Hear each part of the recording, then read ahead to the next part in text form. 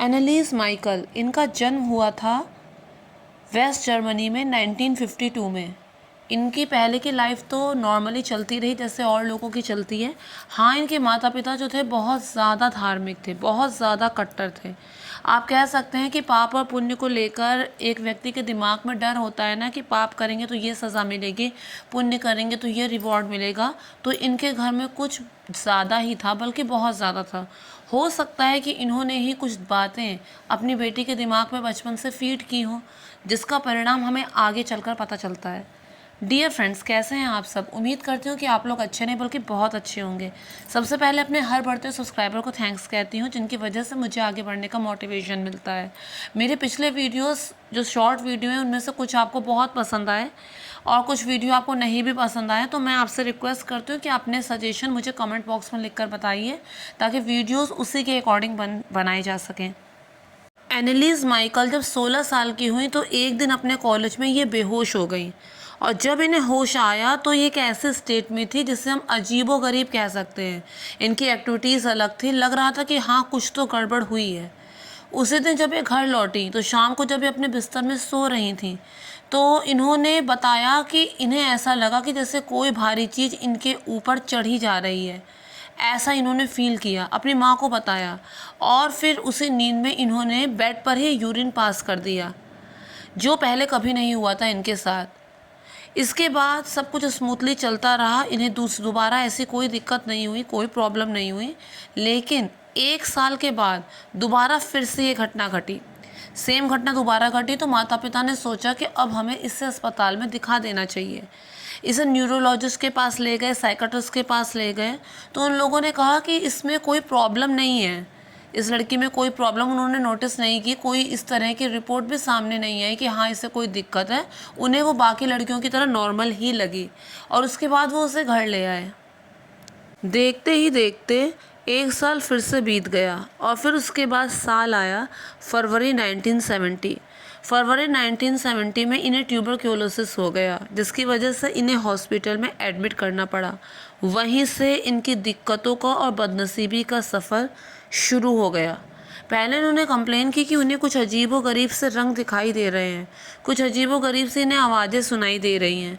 तो डॉक्टर ने कहा कि इन्हें एक तरह की बीमारी है, और ये अधिकांश लोगों में होती है। इस बीमारी का नाम है टेम्परल लोब इपिलेप्सी। एक तरह की आप मिर्गी भी कह सकते हैं कि जब इंसान को दौरा पड़ता है तो अजीब सी चीज़ें उसके साथ होती हैं। तो डॉक्टर ने कहा कि उसे इस तरह की बीमारी है, जिस वजह से ये बता रही है कि इसे अजीब से रंग दिखाई दे रहे हैं, अजीब सी आवाज़ें सुनाई दे रही हैं। इसके बाद क्या हुआ, उनकी हालत और भी ज़्यादा बदतर हो गई, क्योंकि उनका जो भ्रम का सिलसिला था, उन्हें इस तरह के इस कदर भ्रम होने लगे कि जो आवाज़ें किसी को सुनाई नहीं देती वो उनको सुनाई भी देने लगी, और इन्हें कुछ ऐसी ऐसी चीज़ें दिखाई देने लगी जो किसी और को दिखाई नहीं देती हैं। इस तरह की चीज़ें इनके साथ होने लगी। उसके बाद ये डिप्रेशन में चली गई, अवसादग्रस्त रहने लगी, क्योंकि उनके साथ इस तरह की चीज़ें हो रही थी। फ्रेंड, क्रिश्चियनिटी में एक ऐसा होता है कि घुटने के बल बैठ के प्रार्थना करते हैं। ये इस कदर डिप्रेशन में आ चुकी थी कि ये एक दिन में 600 बार घुटने के बल बैठकर प्रार्थना करने लगी, जिससे इनके जो घुटने के लिगामेंट थे वो तक डैमेज हो गए।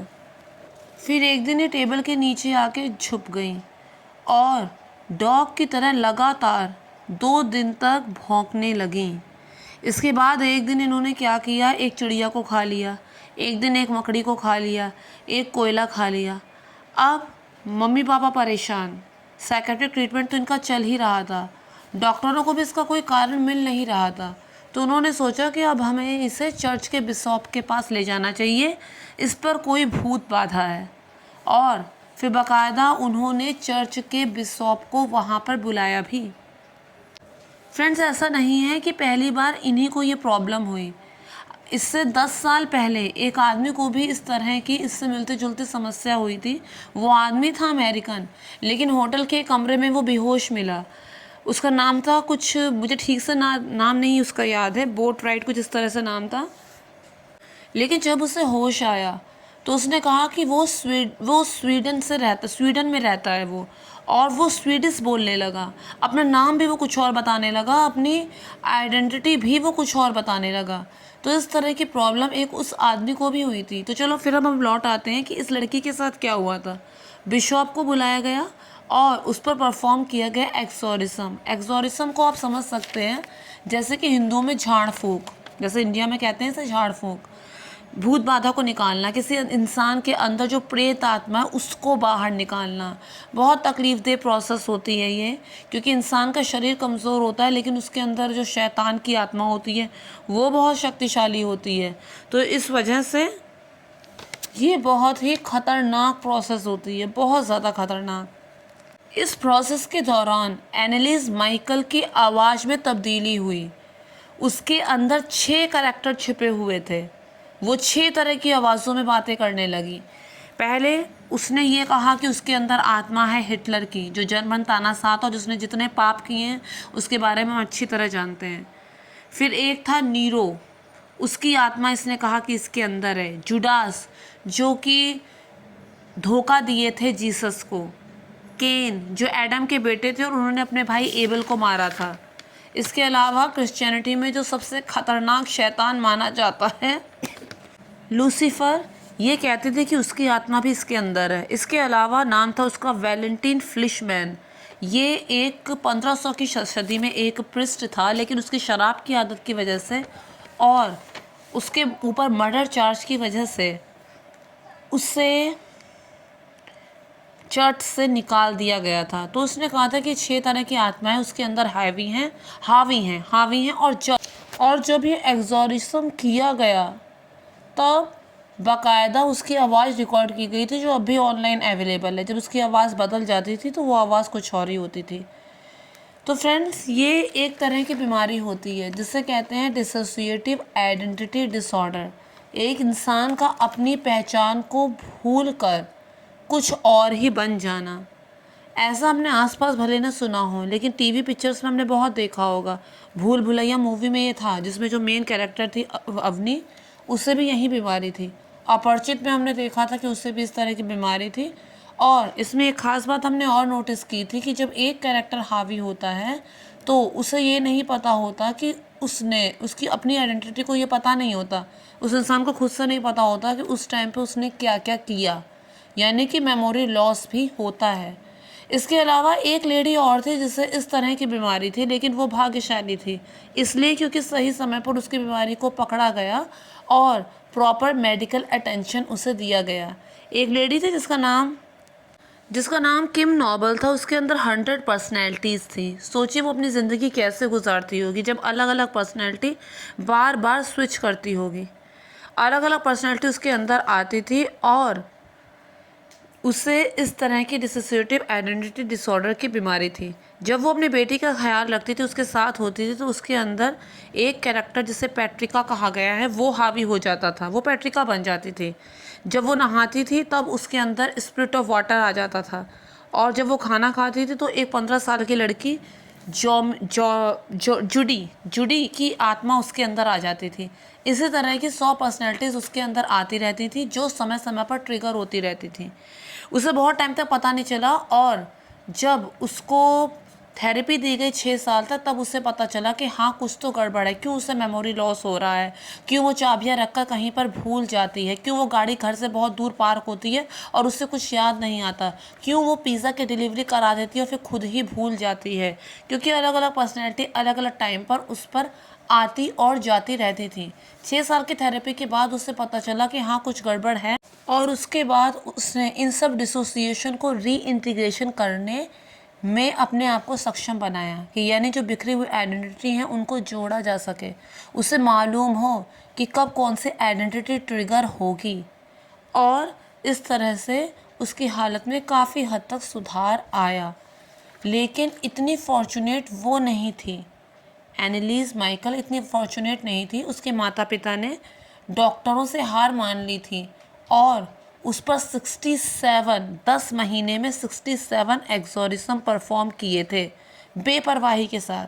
अब उस लड़की ने खाना पीना छोड़ दिया था, तो अपने आप ही मम्मी पापा को वरिड होना चाहिए था, लेकिन 10 महीनों तक वो उस पर ये झाड़ फूंक करवाते गए और 10 महीने के बाद आखिरकार उस लड़की ने शरीर छोड़ दिया। वो मरने का उसका कारण, जब उसकी ऑटोप्सी हुई तो उसके मरने का कारण ये बताया गया कि उसे बहुत ज़्यादा कुपोषण हो गया था, कुछ भी नहीं खाने पीने की वजह से, एक्सट्रीमली भूखा रहने की वजह से उसके शरीर में कुछ बचा ही नहीं था, बहुत ज़्यादा उसे डिहाइड्रेशन हो गया था, जिस वजह से उसकी मौत हुई। पहले उसका मेडिकल ट्रीटमेंट चला और शायद तभी तक वो ज़िंदा भी थी, लेकिन उसके बाद उसे बंद करके जो झाड़ फूंक शुरू कर दी, उसकी वजह से उसकी डेथ हो गई। इतना ही नहीं, उसके मम्मी पापा पर केस भी चला था, और चलना भी चाहिए कि इन्होंने बहुत ही बेपरवाही की है। और वो उस पृष्ठ पर भी केस चला था जो इस तरह की परफॉर्मेंस करता था, एक्सोरिज्म उसके ऊपर करता था, झाड़ फूंक करता था, उस पर भी केस चला कि क्या वाहियात तरीके से एक लड़की की जान ले ली। हाँ, विदेश था इसलिए हुआ, इंडिया होता तो कहाँ मम्मी पापा पे केस चलता। आजकल तो आप देख ही रहे हैं कहाँ पर पेड़ पे लटके लुटके मिलते हैं। तो जैसा कि मैंने आपको बताया कि जो डिसोसिएटिव आइडेंटिटी डिसऑर्डर है, इस तरह की उसको बीमारी थी। अब सपोज़ कीजिए कोई इंसान है, उसे कुछ ऐसी बीमारी है जो दूसरों से अलग है, और ऐसे टाइम पर उसे कोई ये आके फीड कर दे, उसके दिमाग में ये डाल दे कि तुम्हारे अंदर भूत है, तुम्हारे अंदर शैतान है, तुम श्रापित हो, तुम पाप हो, इस तरह की चीज़ें उससे कहे, तो जो ऐसे माहौल में पला बड़ा है बच्चा, जिसके मम्मी पापा कट्टर है, बहुत ज़्यादा कट्टर हैं और जानते हैं, शैतान को मानते हैं, भगवान को मानते हैं, तो इस माहौल में पला बड़ा बच्चा आखिर क्या सोचेगा? उसके दिमाग में तो यही चीज़ फीड हो जाएगी ना कि हाँ, सचमुच में उसके अंदर शैतान है। एक इंसान के अगर हम आँखों में पट्टी बांध दें और उसे सुई चुभा और कह दें कि तुझे सांप ने काट लिया, तो ये साइंटिफिकली प्रूफ हुआ है वो इंसान सच में मर जाएगा, क्योंकि दिमाग फिर उसी तरह से काम करता है ना। विल पावर भी तो एक चीज़ होती है, जिस वजह से ये सब होता है। लॉ ऑफ अट्रैक्शन ये कहता है कि जो चीज़ हम ज़्यादा से ज़्यादा सोचते रहते हैं, देखते रहते हैं, यूनिवर्स उसी चीज़ को हमारी तरफ अट्रैक्ट करता है। तो इस तरह से उस बेचारी लड़की की मौत हो गई। अब बात ये आती है कि डिसोसिएटिव आइडेंटिटी डिसऑर्डर होता क्या है। तो फ्रेंड्स, कोई एक इंसान है तो उसके 3 रूप होते हैं। एक जो वो है, एक जो वो अपने आप को समझता है, और तीसरा वो जो बनना चाहता है। सपोज़ कीजिए कोई इंसान है जो बहुत ज़्यादा बेवकूफ़ है, डम्ब है, बेकार है, कुछ नहीं है, लेकिन वो समझता है कि वो बहुत ज़्यादा इंटेलिजेंट है, यानी अपनी ही काबिलियत को वो ओवर एस्टिमेट करता है। ऐसा तब होता है जब इंसान के अंदर नॉलेज की बहुत ज़्यादा कमी होती है, तो वो अपने आप को इंटेलिजेंट समझने लगता है, अपने आप को सब कुछ समझने लगता है, घमंडी बन जाता है। और तीसरी चीज़ ये होती है जो वो बनना चाहता है कि उसका आइडियल क्या है। अगर ये दूसरी कैटेगरी और तीसरी कैटेगरी में बहुत डिफरेंस होता है तो इंसान में कॉन्फिडेंस की कमी होती है, और अगर ये दूसरी कैटेगरी और तीसरी कैटेगरी के बीच में ज़्यादा डिफरेंस नहीं होता तो इंसान बहुत ज़्यादा अपने आप को ओवर एस्टिमेट कर लेता है, यानी बहुत ज़्यादा अपने आप को समझने लगता है, अपने आप से बहुत ज़्यादा प्यार करने लगता है। अब कुछ कुछ चीज़ें तो दूसरों में देखने को मिलती है, जैसे सपोज़ कीजिए हम फ्रेंड्स के साथ हैं तो हम किस तरह से बातचीत कर रहे हैं, किस तरह की लैंग्वेज यूज़ कर रहे हैं, हमारा बॉडी लैंग्वेज कैसा है, बोलने का तरीका कैसा है। लेकिन जब हम अपने किसी बड़े से बात कर रहे हैं तब उस टाइम पे हमारा अलग है, उस टाइम पे हम कुछ और ही हैं। तो कुछ कुछ चीज़ें तो सभी में होती हैं। अब जैसे इरेशनल थॉट होते हैं, निगेटिव इमोशंस होते हैं, और स्ट्रेस होती है, फ्रस्ट्रेशन होती है, इस तरह की चीज़ें सब में होती हैं। फ्रेंड्स, डिसोसिएटिव आइडेंटिटी डिसऑर्डर वाला जो मुद्दा है वो हाँ या ना में नहीं है कि मतलब हमें होगा या फिर हमें नहीं होगा। इसे हम समझ सकते हैं कि ये एक स्पेक्ट्रम है कि किसी में माइल्ड होगा, किसी में मॉडरेट होगा, और किसी में एक्सट्रीम होगा। और वो जो एक्सट्रीम लेवल का होता है ना, वो किसी किसी में होता है कि इंसान अपनी खुद की आइडेंटिटी को भूल जाता है और किसी और की आइडेंटिटी में वो बदल जाता है, वो एक्सट्रीम लेवल पर होता है। और ज़रूरी नहीं है कि जैसे ये डिसोसिएटिव आइडेंटिटी डिसऑर्डर की बीमारी हो वो बहुत ही वायलेंट हो, ज़रूरी नहीं है, बहुत ही रेयर केस में वो वायलेंट होता है, नहीं तो नहीं भी होता है। हाँ, मूवीज़ में ड्रामेटिक तरीके से दिखाते हैं कि बहुत ही ज़्यादा वायलेंट हो जाता है, और बहुत ही ड्रामेटिक तरीके से डिसोसिएटिव आइडेंटिटी डिसऑर्डर होता है। जैसे कि अपरिचित में देखा था कि उसके बाल घुंघराले हो गए थे, फिर अचानक से बाल ही चेंज हो गए थे। तो ऐसा नहीं होता। कई बार तो अगर हमें पता ना हो तो हमें पता भी नहीं चलेगा कि उसे ये वाली बीमारी है।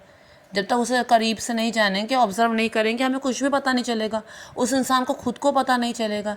तो फ्रेंड्स जैसे हमें और कोई डिजीज़ होती है, हार्ट की प्रॉब्लम है तो हार्ट के डॉक्टर के पास जाते हैं, हड्डियों की प्रॉब्लम है तो हड्डियों के डॉक्टर के पास जाते हैं।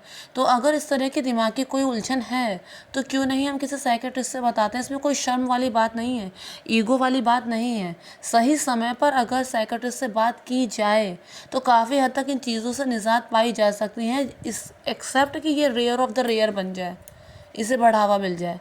तो फ्रेंड्स इसमें खाली उस इंसान की ज़िंदगी बर्बाद नहीं होती जिसे इस तरह की बीमारी हो जाती है, बल्कि उसके साथ जो जुड़े हुए लोग हैं उनकी ज़िंदगी भी ख़राब ही समझो।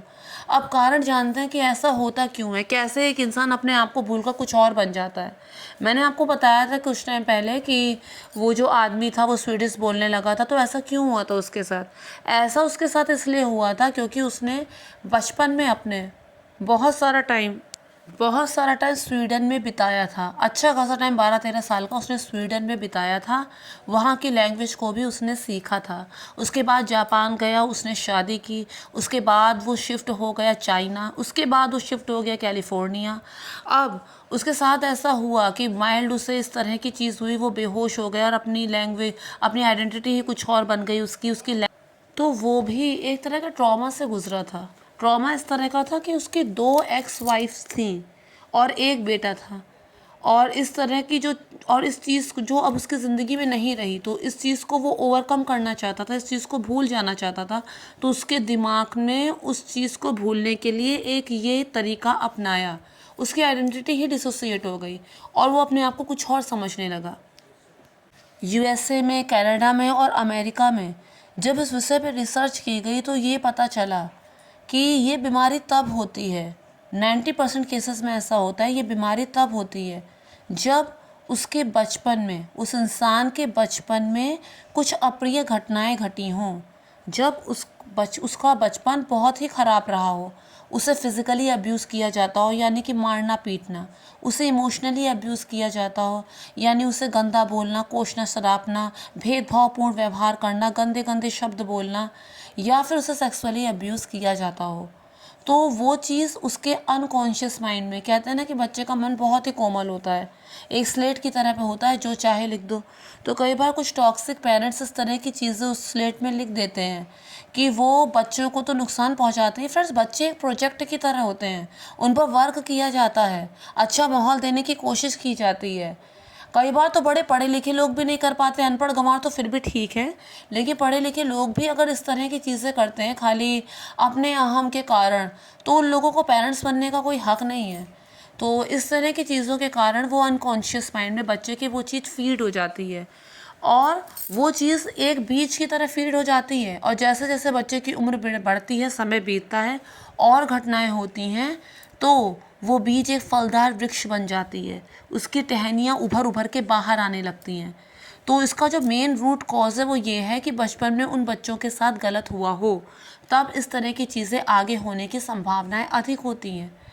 इसके अलावा हमने देखा है कि कई बार किसी ट्रॉमा से बाहर निकलने के लिए इंसान शराब का सहारा लेता है, ड्रग्स का सहारा लेता है। क्यों लेता है? तो वो भी इसी तरह से ना कि वो उस चीज़ को अपने दिमाग से मिटा देना चाहता है, उस चीज़ को वो याद नहीं करना चाहता, उस चीज़ को वो भूल जाना चाहता है, और इसी तरह से उसकी आइडेंटिटी फिर स्प्लिट होती रहती है। कभी वो एकदम से एग्रेसिव कुछ और हो जाता है, कभी कुछ और जब ये चीज़ एक्सट्रीम लेवल को पार कर जाती है तो इंसान भूल जाता है कि वो क्या था, और फिर इसी तरह की घटनाएं होती हैं। तो फ्रेंड्स एनालिस माइकल को 3 तरह की बीमारियां थी, मानसिक थी। एक जिसके बारे में मैंने पहले आपको बताया था और उसका नाम था टेम्पोरल लोब इपिलेप्सी, जिसमें उसे अलग अलग स्ट्रेन से कलर्स दिखाई देते थे, आवाज़ सुनाई देती थी। दूसरी बीमारी उसे थी एनोरेक्सिया नर्वोसिया। इस बीमारी में ये होता है कि इंसान को ऐसा लगता है कि उसका वज़न बहुत ज़्यादा बढ़ता जा रहा है, और फिर वो अपना खाना कम कर देता है, और कम और कम, और इतना कम कर देता है कि बस उसका अचानक से अंडर वेट हो जाता है। जब वो मरी थी उसका वेट सिर्फ 30 किलो रह गया था, खाना पीना छोड़ दिया था, 10 महीने से तो एक्सोरिज्म ही चल रहा था। इसके अलावा उसे एक और बीमारी थी, हाइपर रिलीजियस पर्सनैलिटी डिसऑर्डर। तो इसमें ये था कि उसके माता पिता जो बहुत ज़्यादा कट्टर थे, तो इसे इतनी ज़्यादा रिलीजियस चीज़ें वो देखते सुनते बड़ी हुई थी, पाप और पुण्य के बारे में विचार विमर्श सुनते सुनते वो जो बड़ी हुई थी, तो अब उसे लगता था छोटी सी भी घटना में, एक पेंसिल तक उठाने में, कहीं मैंने पाप तो नहीं कर दिया, कहीं मुझसे गलत तो नहीं हो गया। इन्हीं सब चीज़ों के चलते चलते उसकी ये दशा हुई। अब इसमें कोई दो राय नहीं है कि अगर वो किसी और धर्म से बिलोंग करती, हिंदू या मुस्लिम या किसी और से, तो जो शब्द उसके दिमाग में थे, जैसे मैंने आपको बताया था, लूसीफर, हिटलर, जुडास, ये सब शब्द उसके दिमाग में नहीं होते, फिर कुछ और होते अगर उससे, क्योंकि इन सब के बारे में वो बचपन में ही पढ़ चुकी थी अपने माता पिता से। तो फ्रेंड्स, ये जो चीज़ें हैं इन्हें एक सीरियस मैटर में लेना चाहिए, और अगर अपने किसी रिश्तेदार या फिर अपने किसी जानने वाले में इस तरह की प्रॉब्लम दिखाई दे रही है तो समय रहते उसका ट्रीटमेंट उसी तरह से कराना चाहिए। और उससे भी बढ़कर बात फ्रेंड्स ये है, बहुत बड़ा हमारा समाज के लिए भी योगदान होगा और नई पीढ़ी के लिए भी, कि अपने बच्चों को एक प्रोजेक्ट की तरह देखना चाहिए। एक अच्छा स्वस्थ परिवेश और बिना भेदभाव वाला परिवेश अपने बच्चों को देना चाहिए, क्योंकि उसमें उनका क्या लिंग है इसमें उनकी कोई गलती नहीं है।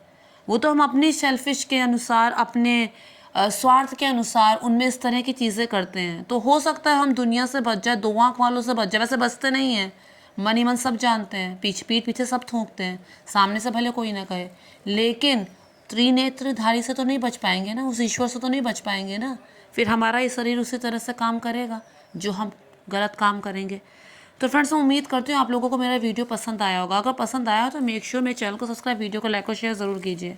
हाँ, यहाँ पर एक बात आती है कि सचमुच में उसके अंदर आत्मा हावी थी या फिर ये सिर्फ एक मेडिकल प्रॉब्लम ही थी। तो फ्रेंड्स, दो बातें होती हैं, एक तो जिस पर बीतती है वही बता सकता है। तो जिस चीज़ को देखा नहीं, सुना नहीं, एक्सपीरियंस नहीं किया, उसके बारे में हम एकदम से नकार भी नहीं सकते। लेकिन दूसरी चीज़ ये ज़रूर है कि अगर कोई इंसान है वो बीमार है, कुछ अलग से बीमारी है, और उसके दिमाग में ये सब बातें फीड कर दी जाएं, तो उसको तो यही लगेगा ना। अब कोई भी बीमारी हो फ्रेंड्स, हमारे धर्म ग्रंथों में भी ये लिखा है कि अगर कोई दिक्कत होती है तो वैद्य के पास जाते हैं। लक्ष्मण जी को लगी थी शक्ति, तो संजीवनी बूटी लेने के लिए हनुमान जी को भेजा गया था, कोई झाड़ फूंक तो नहीं कराई थी ना। तो फिर कहाँ से ये लोग आ गए जो इस तरह की चीज़ें डालते हैं। अंधविश्वासी होना, धार्मिक होना अलग अलग चीज़ें हैं, इनका आपस में कोई सरोकार नहीं है। डॉक्टर के फाइल में भी लिखा रहता है कि वी ट्रीट ही हील्स, कि हम तो इलाज करते हैं, ठीक तो वो करता है। हाँ, भगवान पर विश्वास रख के आगे बढ़ना चाहिए, लेकिन डॉक्टरी को एकदम से एक किनारे करके 10 महीने तक इस तरह से जो प्रोसीजर अप्लाई किया वो कहीं से सही नहीं है। Thank you friends, thank you so much.